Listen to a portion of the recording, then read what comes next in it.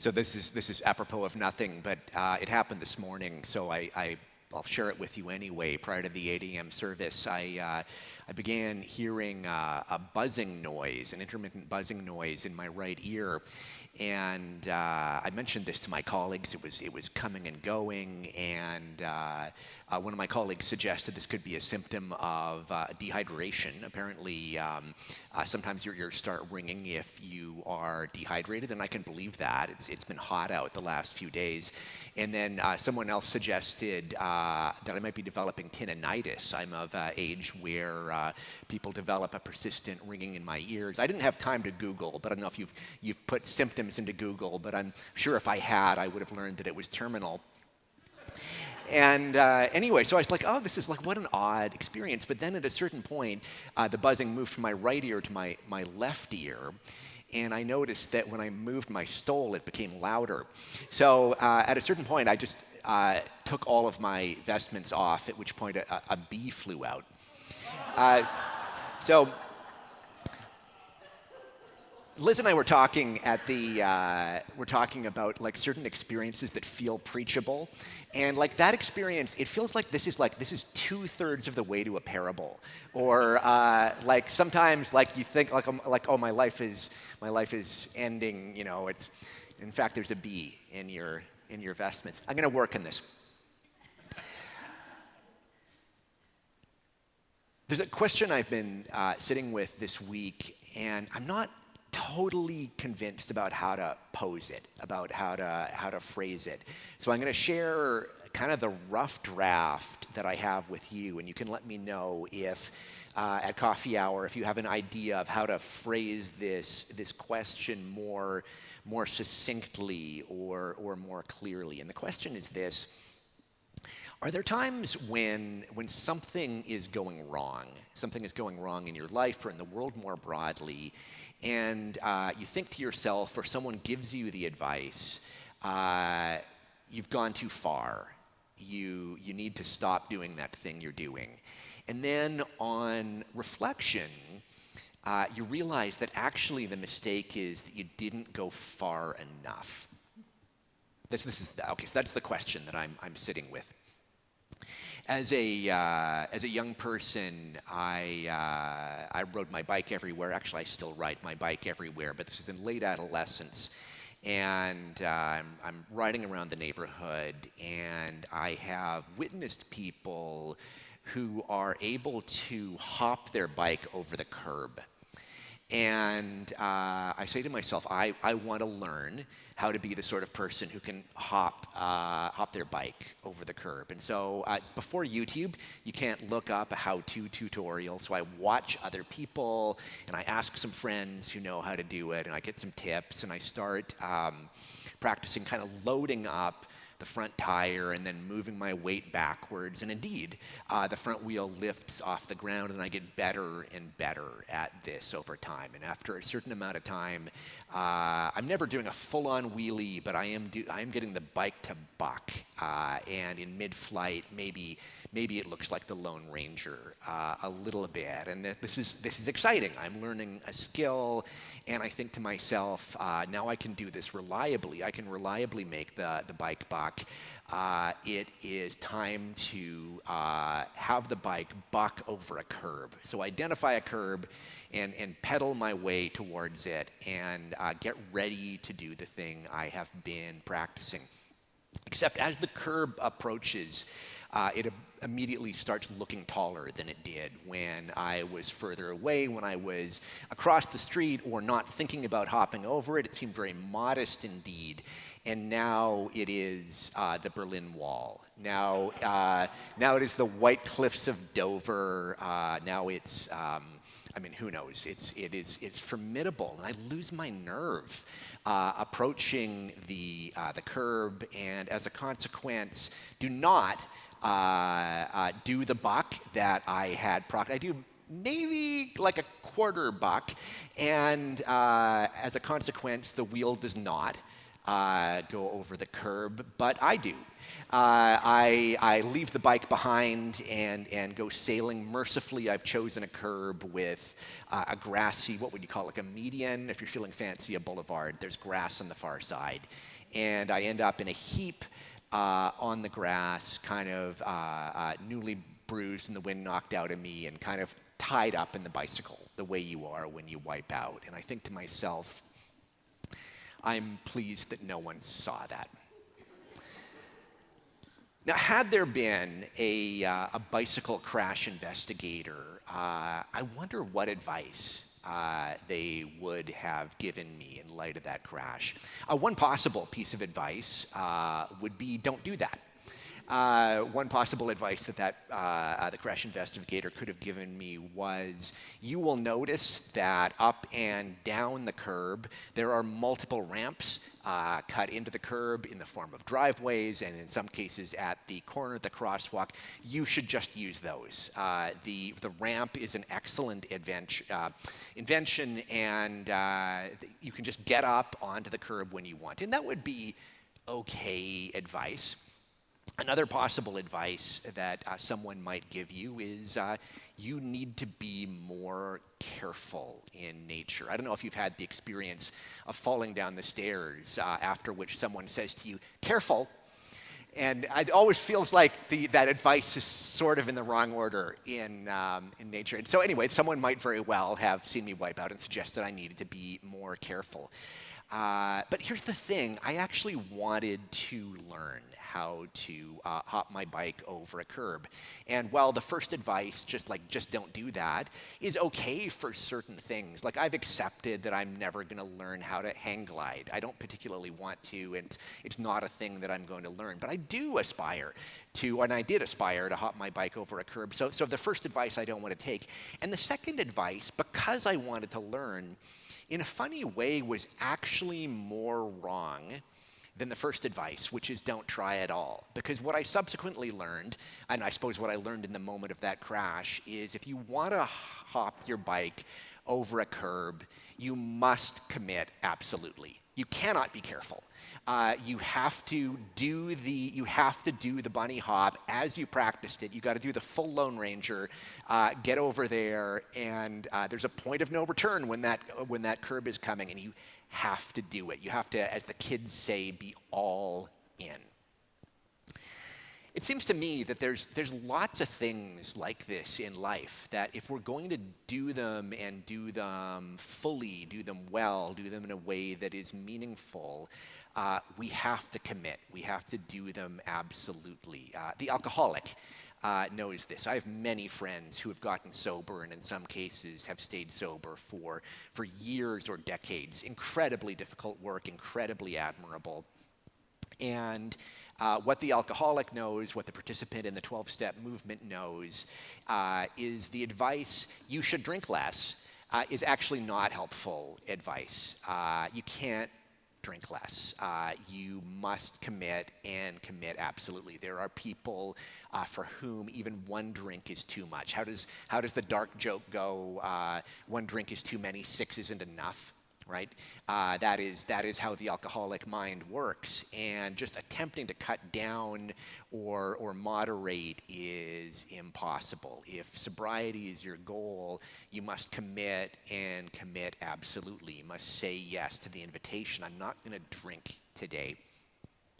I would suggest the same thing is operative in deep friendships and in marriage. If you want these things to thrive, you must commit and commit absolutely. The influencer who tells you to just keep on playing the field and never commit, that is terrible advice. And there's a reason that so many of those influencers appear to be angry and sad all the time, is because that's actually not a great way of living your life, where you're constantly at this reserve. Saying yes to the promises of marriage is terrifying. I mean, if you look, you can look in the prayer book later and be reminded of the promises. I'm going to stay with you in sickness and health. I'm going to stay with you in richer for poor. I'm going to stay with you until one of us dies. Like, oh my God, those are terrifying promises. And that is their genius. There is an irrevocability to them, a choice that at a certain point you're going to stop keeping your options open and commit. And we've had a number of people up here marking 40th and 50th and even 60th anniversaries. And I want to suggest witnessing the joy of a marriage that lasts across the years like that. There's a number of things that go into it, including an amazing capacity to listen and forgive. But one of them is this willingness to commit, to go all in. We could plug in a lot of other examples, I bet, of respects in which, if we're going to be fully alive, we must say yes irrevocably. The scene we witnessed today in the gospel is about this kind of commitment. I want to suggest it's about this kind of commitment where the mistake isn't that you've gone too far. The mistake is that you haven't gone far enough. Often when I meet the people who reprimand Jesus for healing on the Sabbath, and often when I've spoken about them before, I've thought of them as sort of these buzzkill figures, these kind of killjoy folks who are obsessed with the rules and therefore don't get what Jesus is doing. So here's this guy who shows up. Jesus is offering the healing of God, and this person with a binder, right, a bureaucrat with a binder, shows up and says, "You mustn't heal because it's the Sabbath." And like what a humorless and stuck figure. That's kind of the reading that I've had in the past of these folks. And this week, I'm actually thinking that's a mistaken read of who this person is. There's a couple reasons that I think it's a mistake. The first is that it reduces Jesus' critic to a caricature, and in turn reduces Judaism to a caricature. And that's a caricature that Christians have slipped into a lot of times across the centuries. It's we very easily tell this caricature story. The Jews have the law, but we have Jesus and love, right? Or I believe in the good God of the New Testament, not the bad God of the Old. That is unfair at best, and at worst it is anti-Semitic. And it denies the massive liberative strain, massive prophetic strain that is to be found in the Old Testament. The entreaty to love your neighbor as yourself, the entreaty to welcome the stranger, the resident alien in your land, to care for the widow and the orphan. Jesus doesn't make this stuff up. It's all in Leviticus. And Jesus builds upon it, but it's very much part of the Jewish tradition. And that brings me, I think, to the second part of why I think this reading that I've had in the past of Jesus' critic as humorless, rule-obsessed guy is mistaken, and that is that it occludes, it keeps us from noticing how much Jesus actually agrees with this critic. Jesus would say of this person, you're right, the Sabbath is holy. You're right, the Sabbath is set apart. Where does it say in Scripture, Jesus went to the temple as was his custom? He is a regular worshiper. He is an observant Jew. Worship and the law is very important to him. So he's absolutely saying to this person, you're right, Sabbath is holy and special and set apart. And because of that, it is an especially appropriate day in which to heal.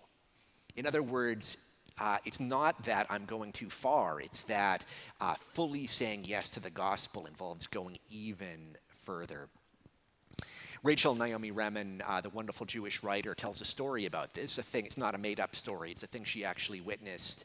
She has a friend who is a very observant Jew and who had a sick child. And it turned out that the child's illness was the sort that could be cured. Sometimes, especially with kids, sometimes we get better from stuff.